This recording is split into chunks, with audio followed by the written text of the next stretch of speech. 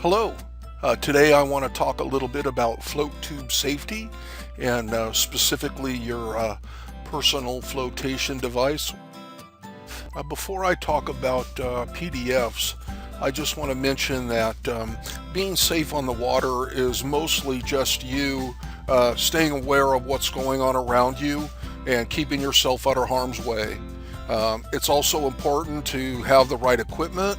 And besides a quality float tube in good condition, you really need to have the right personal flotation device. Here we are at boatsafe.com, and you can see the U.S. Coast Guard minimum requirements for recreational boats.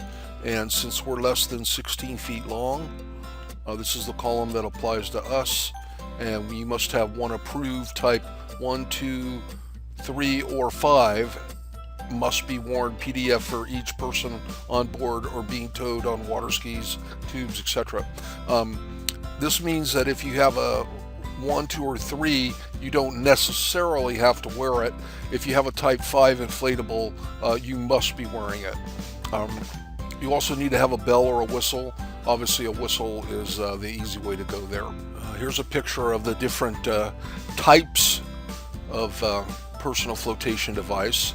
The type 1 is the offshore style.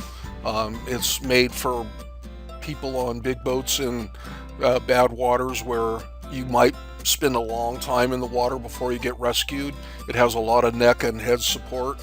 The type 2 is the kind you most see on recreational boats. They call it inherent flotation, inherent buoyancy, blocks of foam. These are the real cheapos. The type 3 is a sport type vest. As you can see, it doesn't really have any neck or head support, but it's designed to be used in what they call supervised recreational activities, where you're never too far from shore and where being rescued is something that's not going to take a long time. The type 4 devices are throwable. They don't apply to float tubes, basically just a floating seat cushion. And the most popular type for float tubers is the type 5 inflatable. And again, these must be worn at all times to satisfy the requirements and, to be safe, really. This little fanny pack style is really meant for stand-up paddle boarders and not really what I would consider suitable for being on the tube. So my personal choice is the Onyx M24, and as you can see, they're available off of eBay for less than $100, and I think it's a good investment and well worth the money. Here you can see what the inflatable vest looks like once it's been inflated, and you can see you're going to get plenty of neck and head support there, and make it real easy to keep your head out of the water. One of the dangers that you face on your tube is from fish spines.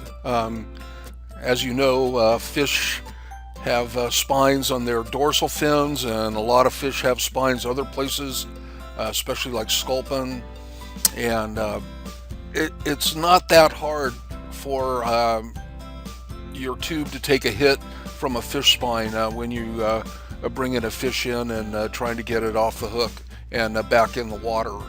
Usually those are small leaks, and you can stick your finger over it or pinch it off and get yourself back to shore without too much trouble.